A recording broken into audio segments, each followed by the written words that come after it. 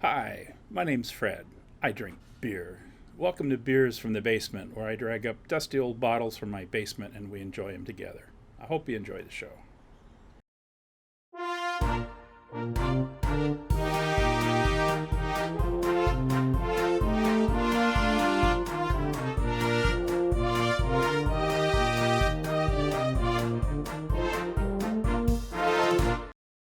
So, hi, welcome back to Beers from the Basement.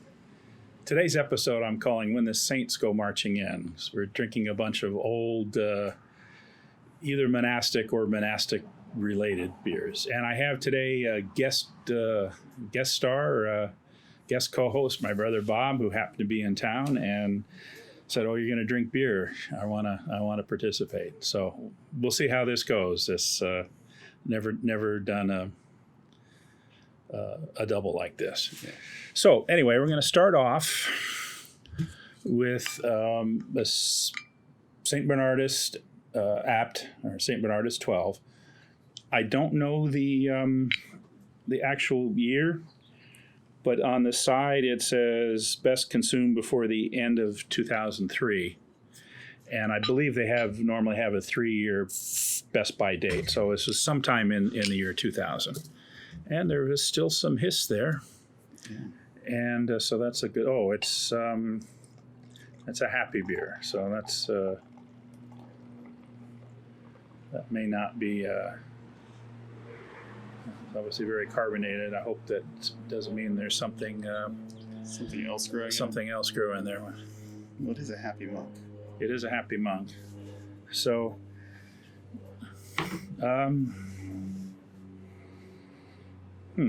there is something a little unusual in the aroma. I'm not sure what it is, but it doesn't smell nasty. So,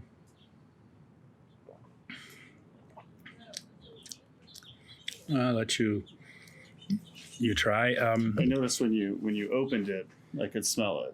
Yeah. So that's part of it is the carbonation, and it foamed up a little bit. It tastes like St. Bernardus, yeah. But it's obviously past its prime. Yeah. But it's there's a little more licorice kind of coming through, and it's not that badly oxidized. Mm-mm. So that could be a good thing. Well, I'm going to pair this with, I have another bottle from 2001, and we've had this one before because I had a big supply of these and need to drink them. This is a Trappe. I should mention didn't mention the St. Bernardus is from Brouwerij St. Bernardus in Watteau. Trappe is at Our Lady of Koningshoeven Monastery in Koningshoeven, Netherlands. Now, technically, in 2001, this beer was not a Trappist. There was a dispute, and they lost their Trappist certification for a number of years, from I think 99 to early 2000s. And the dispute was the brewery was bought by the same company that owns Bavaria, and it's like Swinkle's Family Breweries. They've been in the news because last year I think they bought De Molen, and this year they bought another small Dutch brewery called Abdij, a very good one. And so the rules are,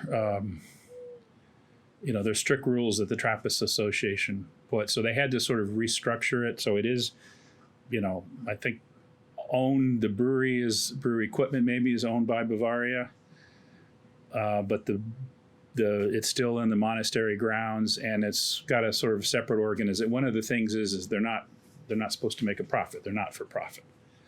So any money it goes to, it's the rule of Saint Benedict. Anything they make, they do works to support the monastery and its charitable efforts. And if they have money over that, it's supposed to be donated to area charities. And so I assume there's some sort of relationship there. So anyway, that's.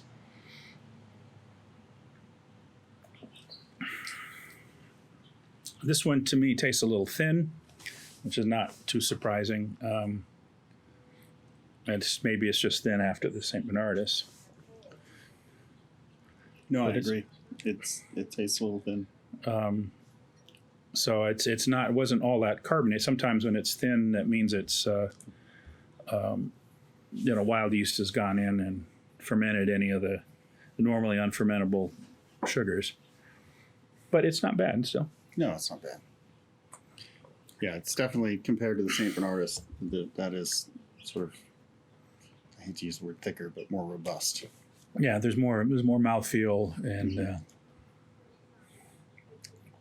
and there's some residual sweetness left on the St. Bernardus, which also gives you some mouthfeel. Right. So it's a shame because I like the Trappe. Yeah. It's one of my favorites. So anyway, I'm going to pause here for a sec and get some pictures of these, and then we'll be back in a minute and talk about it and open a few more.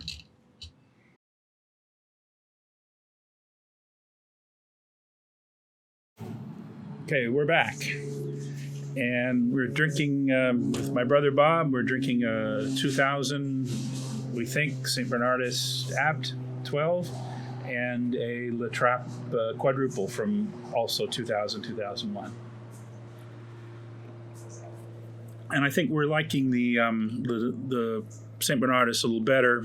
It's got more body, still some sweetness left.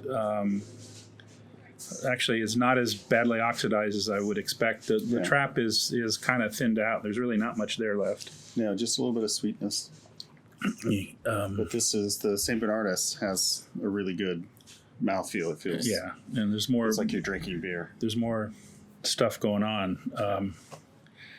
So the other, hopefully we'll have the 3, maybe 4 more beers, and they are all Trappist beers. And I guess I should, for those of you who don't know what I mean by Trappist,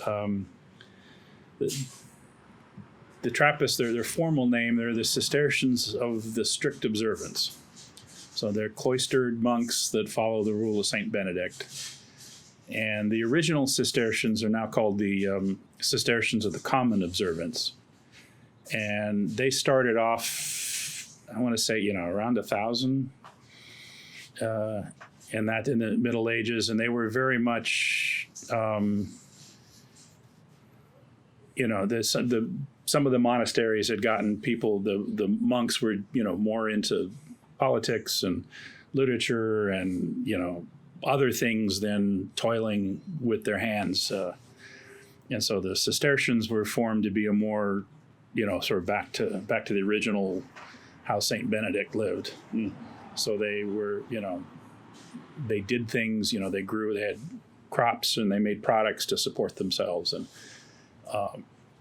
but then sometime in the 1600s, the group broke off or started to say these guys are, getting too fat and happy, and so they started a movement to go back again to the sort of the support the monastery, and there was sort of not a separate movement until a separate order until the late 1800s. Then they became the Cistercians of the Strict Observance, and they're both monks and nuns. I mean, I don't know if there are any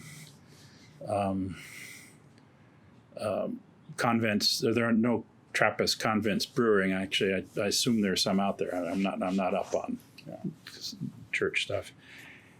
And brewing was one of the things they did to support themselves, and they make cheese and some make bread and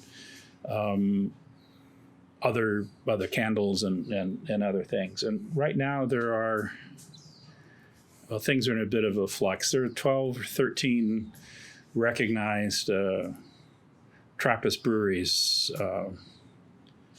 in the world. There, one of the things is one of the ones in Belgium, Achel, which is the newest one to brew in Belgium, which they started in '99, I think. They don't have any monks anymore. The last monk died, and so they technically are not Trappist anymore. And monks actually don't do the brewing; they just have to be there to supervise.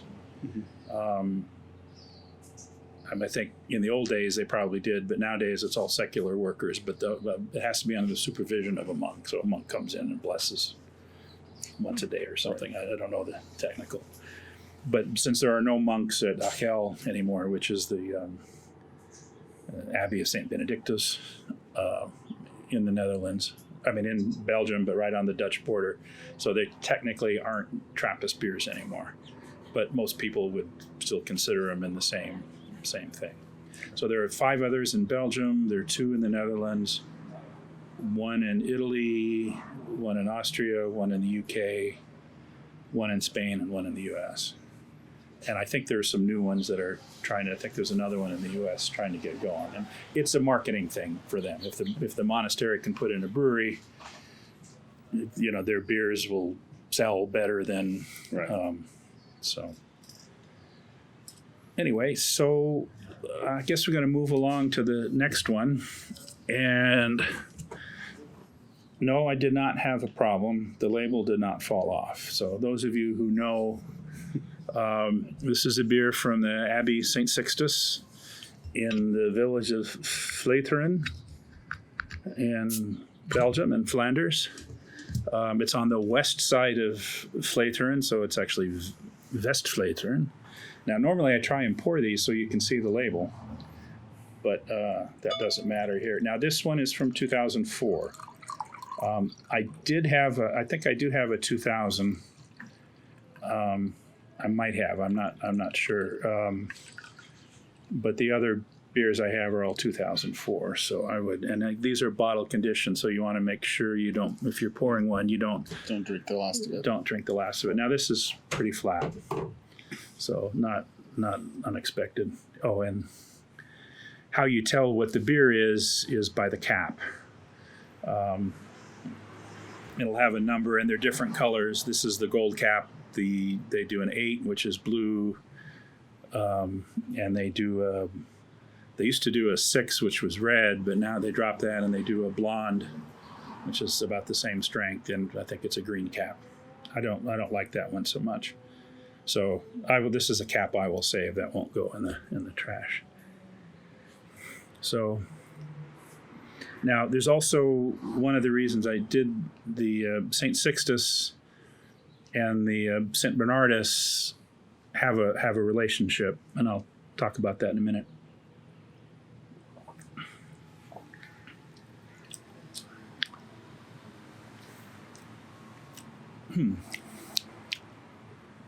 It's good, but it's also a little on the thin side. Yeah. I think the St. Bernardus is still the winner. Yeah.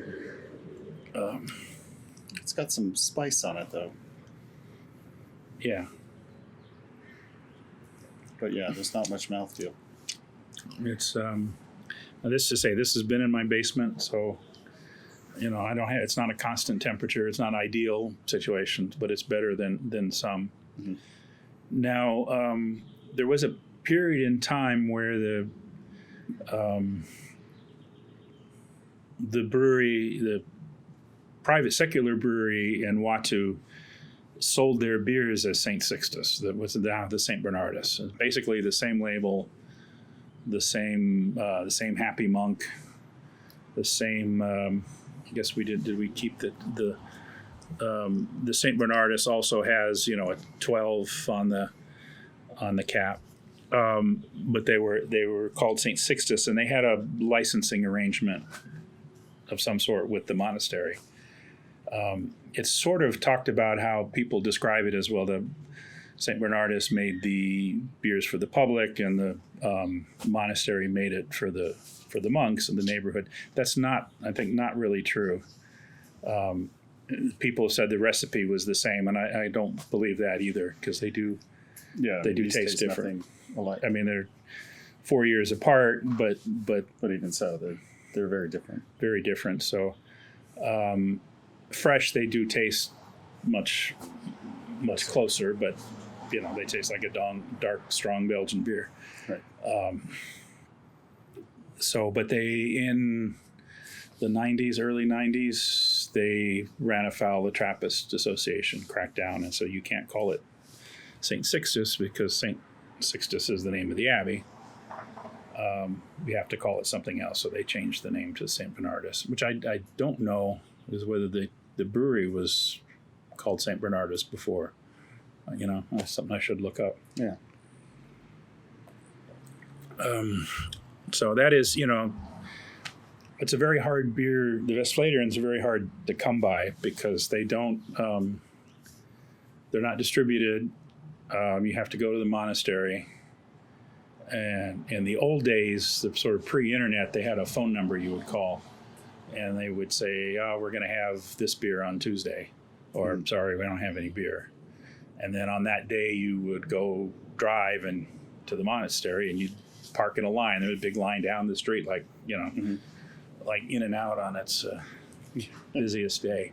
And you drive up, and then you'd ask them how much, what do you want, and you pay for it, and they'd put it in the trunk of your car. But they had a limit on how much you could get. They had a limit, but it was fairly high. It was like 4 cases. Yeah. And again, I'm talking the late 90s, early 2000s. And as the beer got more popular, and when things like rate beer came along, it's like the more rare a beer is, the more people like it, right, even whether it's better or not, So it sort of went to the top of the rankings, and it got to be a very, I have some Westvleteren. Yeah. And so they stopped. They kept cutting down the volume you could get. And now I think it's 1 case. And you do it by internet, and they sign up on the internet, and you have to put in your car's license plate number, and they keep track. Well, I'm sorry, you got it. Right. You got it last week. You can't, and I don't, there's a limit. You can come back every so often. But the idea is it's for your use. Right. You sort of agree not to sell it on. Right. So, but you go to pubs all over Belgium, and they'll have it, which means there is somebody who lied to the monks, which is probably a sin. Probably. And if they catch you doing that, they will ban you. They'll ban your license plate because that's all they know. And the thing they've done recently, I'm told, is they actually won't, and I don't know if this is all the beers or just the 12, if you want to buy a case, you have to bring back a case of empties. So that also, that's okay for pubs, because you'll keep it, you're in a beer cafe, that you don't take the bottle away. Right. But for selling it on, in a beer store, that's a problem because you don't get the bottle back, and now you can't. Right. Now, do we want you just to have the bottle bottle? Is very plain. The bottle is plain, and actually nowadays a lot of them will have a little ring, which they get their bottles from Westmalle, and Westmalle has the ring. So my guess is you could probably, the people who sell it, they just collect Westmalle bottles and take the label off. Right. But you have to have the wooden case as well, which is really cool. I have one. It's like my prize beer possession. So the next one we're going to do with this, moving along, is the Rochefort 10. And I guess I haven't been reading the labels on these. Yeah, you missed the Westvleteren entirely. Yeah, this is 11.3%, and if we look at the cap on the, I don't know what I did with the Westvleteren cap. I took it over here. Oh, he took it over there. It has the alcohol on it. I think it's roughly the same. It's 10.2, so it's actually a little less. And so... Now, this has a best by date of February 18th, 2009, and Rochefort has a 5-year best by. So this was early 2004. And in late 2003, I visited the monastery and the brewery. So I kind of thought, well, they didn't actually weren't fermenting this one yet, but it was probably on the schedule. Yeah. So that kind of gives me a warm feeling. So this also not much carbonation. Oh, this one is this. I'm getting vinegar. Uh-oh. No, not so much in the. A little bit in the. You smelling it? Maybe it's just me. Yeah, there's something there. This is a part of a set I bought. A friend of mine was doing an mail order from Belgium, and it was like the shipping was sort of fixed up to a certain limit of bottles. So he was getting people to, to increase the order. So I said, I'll take, whatever you need to fill up the order, I will take and Rochefort. I had 2018 of these not very long ago. Yeah. And so it's lost a lot of its I may have a robustness. fresh But one. it still tastes good. Yeah, I'm getting, so you're not getting the vinegar.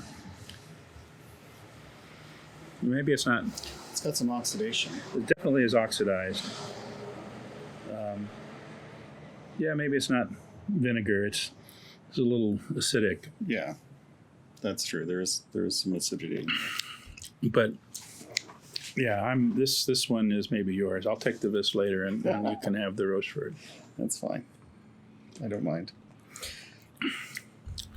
Yeah, I mean, that's the problem with old beers. It may be the cap was not, even though it was sealed. And normally the cap is clean, normally if there was something that got in, there's usually Sign on the cap. a sign on the cap. So maybe it's just my taste buds. Yeah, it's what's later and spoiled you. Yeah, it could be, yeah. Because there's something spicy on the end of that one that's not here, and there is something at the end of that. I can taste it now. Yeah, I believe I'd have to check. It's not uncommon to have some spices in. Mm-hmm. Coriander is right. is the usual one, but but it seemed to be strong on the Westwater. And you are. There's some vinegar-like thing on the finish of that. I mean, it's not like prominent. drinking malt vinegar, but I think we'll see when we come to the end that that's probably that one is Left over. what's left. So, but why don't you hand me the St. Bernardus? I want to do the side by side, just to get the glasses right so you can appreciate. They're very nice glasses, both of them.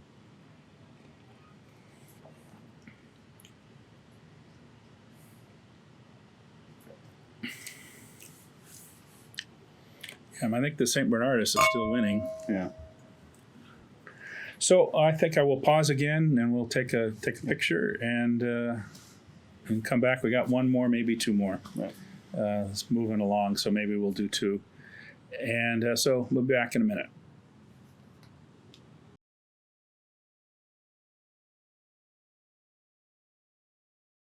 So we're back with my brother Bob, and we're drinking monastic-related beers, some of which are Trappist, some of which are not. Some of which were Trappist, but not when the particular one we're drinking was brewed. We started off with a St. Bernardus 12 from 2000. We think it had a Best Buy by the end of 2003 on the label. So I think I remember they have a 3-year Best Buy date. So, and this so far is the winner. There's a little something in the finish I don't like, but I mean, like as much, but I'm not having any trouble drinking it. It's still got lots of body. There's some sweetness left, not too oxidized. No, it's very good. The Trappe from the monastery of Our Lady of Koningshoeven. This is 2000, 2001, it says on the label, and that technically is in the period when they had lost their rights to call it a Trappist. And it's a little on the thin side. I mean, there's not much. It's There's not much there left. It's not so interesting. I mean, Yeah, it's got some sweetness. there's a little bit, and it's it's clearly beer, but it's just not as interesting. Yes. Usually and I don't remember that from the previous, because I've had this a couple of times on the videos, and I seem to remember it being better, but it's also the competition, what you've drank before or after. Yeah. And then we skipped up to 2004 with a beer from the Abbey St. Sixtus in the village of Westvleteren, so known by the Westvleteren 12. And it's also, it's good. We're obviously drinking it. It's going down, but it's also a little on the thin side. There's not, the ones I've had before are good. And I have it from a friend of mine that who collects these more rigorously. I mean, I happen to have some odd years from here and there, but he religiously for the last 20 years and he says 2004 was the last good year. That after that they didn't age as well. So maybe it was aging. Maybe it was the middle of 2004 that they did that. Yeah. And then our final one so far is a Rochefort 10 from the Abbey is Our Lady of Saint-Rémy. And this one is gone off. Yeah. It's got a vinegar note. I'm getting vinegar, and the flavor is just, it's like, I don't want to drink it. What's interesting is, at least for me, when you get an odd flavor, sometimes it's the way the beer tastes, right? It's just you're used to it, and it goes away. But when it's you sort of get accustomed to it. But this is the opposite. I didn't really get it at first, but now every time it's just stronger and stronger. That vinegar, it's like I'm going to skip that one. That one may water the plants. The other thing, when we talk about beers being thin, I think most people know, but I was trying to figure out how to describe it. Yeah. And it's like you took, an ounce of water and put it in the beer. Yeah. It just doesn't have what you expect it to have. It's like missing something. It's missing.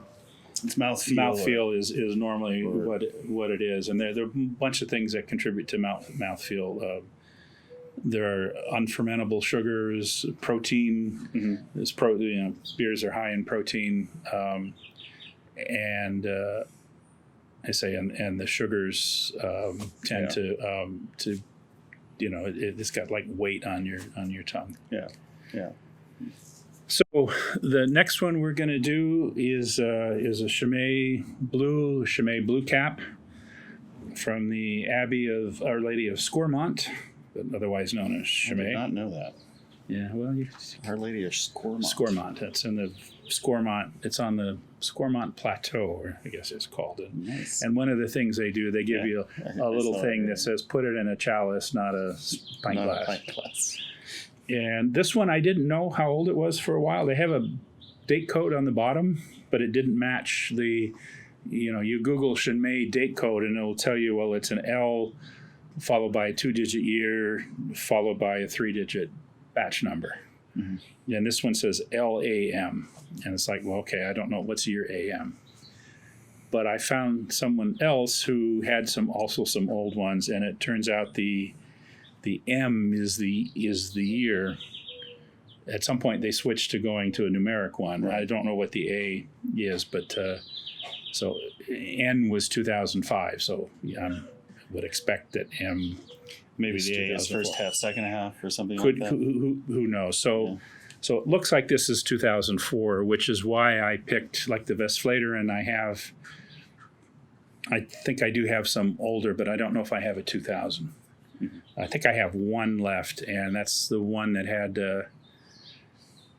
They were sold in the U.S. for a while, and I should have brought the bottle up to show. And it actually, in the U.S., you're required to have a label. So there was a guy in Belgium who and back in those days, you could, it was more easy to buy. He just had people go and buy it. He slapped labels on it, sold it in the U.S. for a lot of money. So I had a bunch of those, and I only have one left. I think that was from 2000, but I didn't want to It's the only one with the label that I have. So I went, when I found this was 2004 and the Rochefort was 2004. I said, well, we'll get the Westvleteren from 2004. So we'll see how this goes. There's a little bit of a hiss there, and nice Chimay chalice. So the monks will not be unhappy with me. Yeah. It says Scourmont on the bottle. Yeah, I never noticed that before. Yeah, well, so I'll have to check whether I actually have a fresh one of these, or bought this year. We'll have to check. Yeah. So hopefully there's. So it's not too carbonated. A little bit. Nothing. I'm getting nothing objectionable in the aroma. It's oxidized, kind of sherry, and a little bit of maltiness. This one's a little. We forgot to take this one out of the fridge, so it's a little cold. So while we're talking, maybe it'll get better. It'll warm up a bit. Do you know what the volume they produce? I don't know. Chimay and Westmalle are the largest, from what I remember. I'd have to. Pretty good. I'd have to look. You have to get out the Google machine. I mean, here you find Chimay in grocery stores, right? Well, yeah, some of them. Sometimes the big bottles. Right.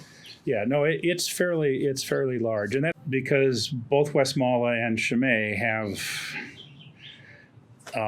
also done things not to, and I'm going to see with this if you can see it on here. So if you read the label, it says brewed at Scourmont Abbey and bottled by Bières de Chimay. Mm-hmm. So what Chimay did when they needed a new brewery and wanted to expand, they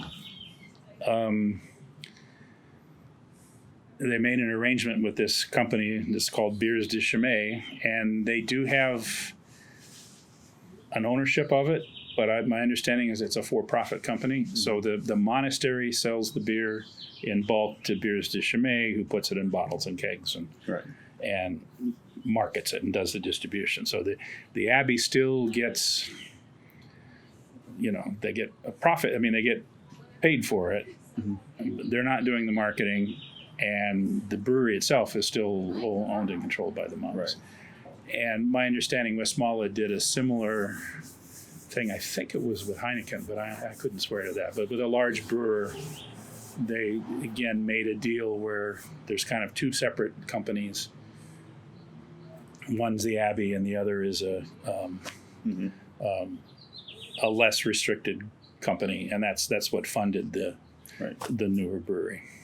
Yeah. So yeah, this is held up, and I have fond memories. And you remember at the Commonader, they have this for every year. Chimay Blue going back, I think probably 30 years now. Right. And when we have a group there, we will, if we have 6 people, we'll get 6 bottles, spaced out over a period of time. And taste the difference. Taste the difference. And one of the things we've noticed with this and with the other one we've done that a lot with is the Stille Nacht from Dodola, is it's very much a bimodal. It's like a 2 hump. They will get better and better for a while, and then they start to, they're not so good. It's basically, that's the first fermentation in the bottle. Right. And then at some point when the sherry kicks in, and assuming you like sherry, and I don't know that I like sherry, I don't mind it in my sherry flavor in my beer, then they go back up again. They get better as they're kind of mellowing and getting this sherry notes. And then there comes a point where the oxidation overtakes it, and they don't. Yeah, no, that's really. So at the Commonader is where I first experienced that. It was Stille Nacht. It was the same thing. Yeah, and I wish I had an old Stille Nacht, but we don't get Stille Nacht in Los Angeles.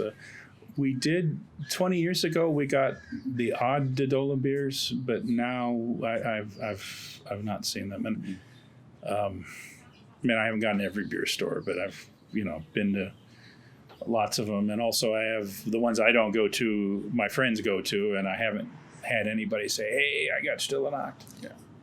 So. Yeah. That's still very good. Okay. It certainly held up better. Than That's held up. That's the Roquefort.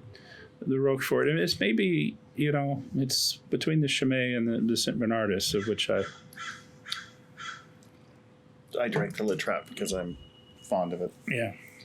So I'm going to take a pause here for a minute and get a picture, and we'll be back. I think we may try one more beer. We'll see if that makes it into the final edit. If not, Yeah.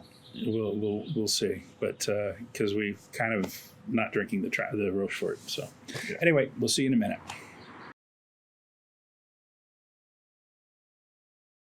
So I'm back with my brother Bob, and we're drinking monastic-related beers, and I'll do them in reverse order this time, just because that happens to be handy.